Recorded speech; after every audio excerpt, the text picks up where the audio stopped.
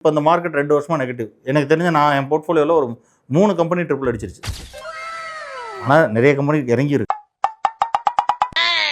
நம்ம ரெண்டுமே தான் சொல்லணும். உங்கள் நேர்மை எனக்கு ரொம்ப பிடிச்சிருக்கு.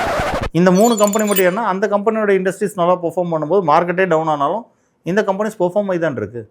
ஓ, நீ அப்படி வரியா? So exiting will not be a solution to you. Exiting வந்து பார்த்தீங்கன்னா உங்கள் போர்ட்ஃபோலியோவை நீங்களே அழிச்சிக்கிறதுக்கு சமம் தான். ஆனால் அதே சமயத்தில் தப்பான ஸ்டாக்கு எக்ஸிட் பண்ணுறதுல எந்த தவறும் கிடையாது. நீங்கள் ஒரு கம்பெனியை ஒரு ரீசனுக்காக வாங்குவோம், அந்த ரீசனுக்காக அந்த கம்பெனி பெர்ஃபார்மன்ஸ் சரி இல்லை நம்ம எக்ஸிட் பண்ணிடலான்னீங்கன்னா அதை எக்ஸிட் பண்ணுறது நான் வேண்டானே சொன்னதில்லை. கரெக்டான கம்பெனி, இந்த கம்பெனி மிகப்பெரிய வெல்த்தை உருவாக்க போது வெறும் ப்ரைஸுக்காக மட்டும் விற்கிறீங்கன்னா வேண்டான்னு சொல்கிறோம், அவ்வளோதான். இன்றைக்கும் ட்ரெண்ட் தப்பான கம்பெனி கிடையாது, இன்றைக்கும் டாடா எலக்ஸி தப்பான கம்பெனி கிடையாது.